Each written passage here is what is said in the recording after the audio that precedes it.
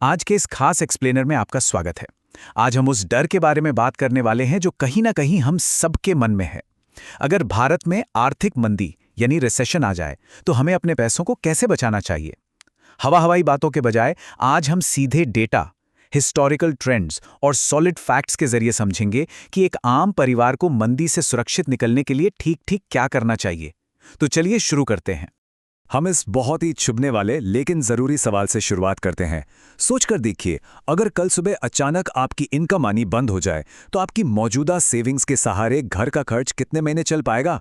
मंदी के दौरान लेऑफ्स, बढ़ती महंगाई और अचानक सैलरी का रुक जाना एक बहुत ही डरावनी सच्चाई बन जाती है। और ये सवाल हम जैसे नौकरी पेशा लोगों को अपनी फाइनेंशियल सिक्योरिटी की असली और नाजुक सच्चाई देखने पर मजबूर कर देता है।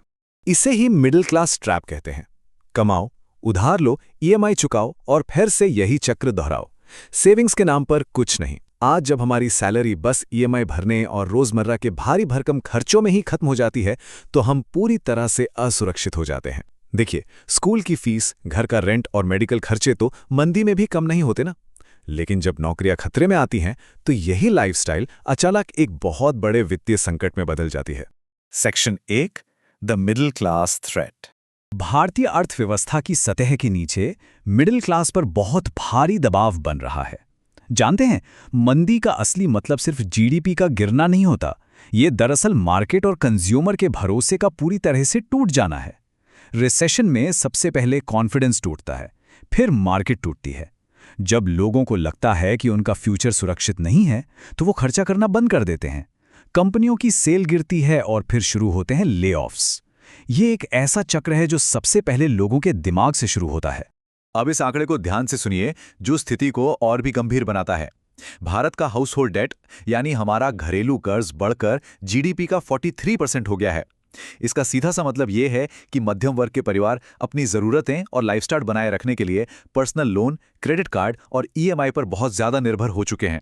और यही कर्ज मंदी के टाइम में सबसे बड़ा खतरा बनकर सामने आता है। Section 2 dangerous mistakes to avoid. इस बड़े आर्थिक खतरे के बीच कुछ ऐसी खतरनाक गलतियां हैं जो लोग पैनिक में आकर अक्सर कर बैठते हैं।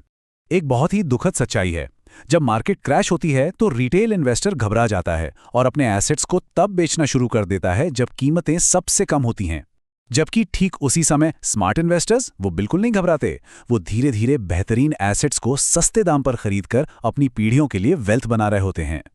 लोगों का ये पैनिक असल में कैसा दिखता है, इस डेटा से आप साफ अंदाजा लगा सकते हैं। 2026 के इन आंकड़ों में म्यूचुअल फंड एसआईपी को रोकने का रेशो लगभग 94% तक पहुंच गया था। मतलब जैसे ही मार्केट गिरती है लोग घबराकर अपनी एसआईपी बंद कर देते हैं और बस मार्केट से बाहर भागने की कोशिश करते हैं। तो भाई, एसआईपी रोकने से नुकसान क्या है? होता यह है कि रुपी कॉस्ट एवरेजिंग का जो जादुई मैकेनिज्म है वो टूट जाता है। जब मार्केट गिरती है तो उसी सेम अमाउंट में आपको म्यूचुअल फंड की ज्यादा यूनिट्स मिलती हैं, राइट? क्या मंदी मार्केट में सबसे बड़ी बाइंग अपॉर्चुनिटी बन सकती है? बिल्कुल। लेकिन एसआईपी रोकने से सस्ते में यूनिट्स खरीदने का मौका तो हाथ से निकल जाता है और जो नुकसान बस टेम्परेरी था वो हमेशा के लिए परमानेंट बन जाता है। लेकिन रुकिए, यहां एक सख्त चेतावनी भी है। मंदी के दौरान हर गिरती हुई चीज कोई सुनहरा मौका नहीं होती। जिन कंपनियों पर बहुत ज्यादा कर्ज है या जो पेनी स्टॉक्स हैं, उनमें पैसा लगाना एक बहुत बड़ा ट्रैप है। इसी तरह मंदी के वक्त अपनी हैसियत से बाहर जाकर भारी भरकम लोन लेकर रियल एस्टेट खरीदना भी बहुत रिस्की है, क्योंकि महंगी ईएमआई और प्रॉपर्टी स्लोडाउन के बीच फंस गए तो उसे बेचना लगभग नामुमकिन हो जाता है। अमीर और मिडिल क्लास के बर्ताव का ये अंतर सच में आंखें खोलने वाला है। मिडिल क्लास मंदी में बस सरवाइव करने की कोशिश करती है, डर के कारण निवेश रोक देती है। दूसरी तरफ अमीर लोग फ्यूचर खरीदते हैं। वो इस पैनिक का पूरा फायदा उठाते हैं और क्वालिटी एसेट्स को डिस्काउंट पर जमा करना शुरू कर देते हैं। Section 3 defensive stocks and SIP. मंदी से बचने के लिए कुछ खास सेक्टर्स हमेशा एक मजबूत ढाल का काम करते हैं। आप इतिहास उठाकर देखिए, 2008 के उस विनाशकारी क्राइसिस में जहां पूरा निफ्टी 50 इंडेक्स 60% तक क्रैश हो गया था, वहीं निफ्टी एफएमसीजी इंडेक्स सिर्फ 35% गिरा।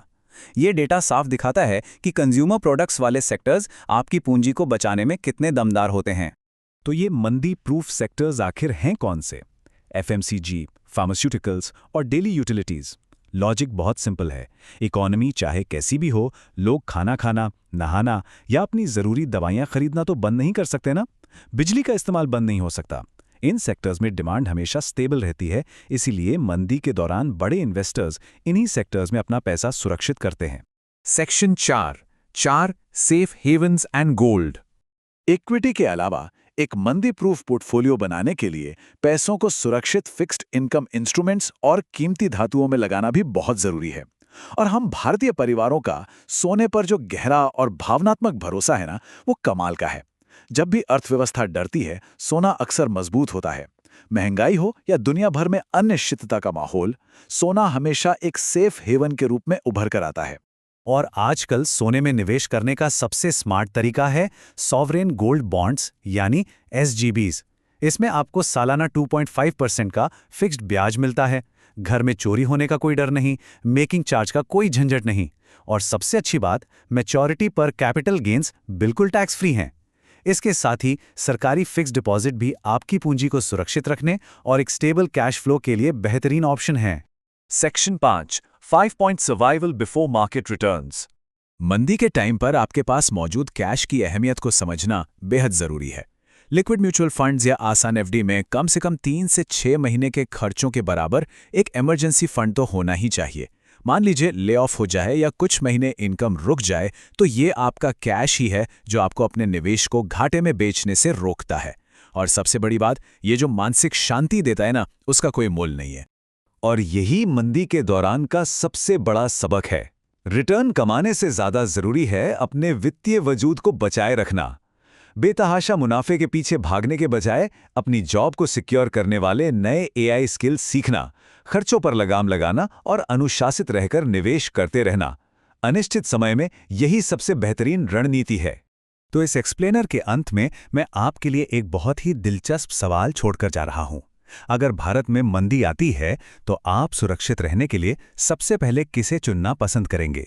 गोल्ड, FD, SIP या कैश?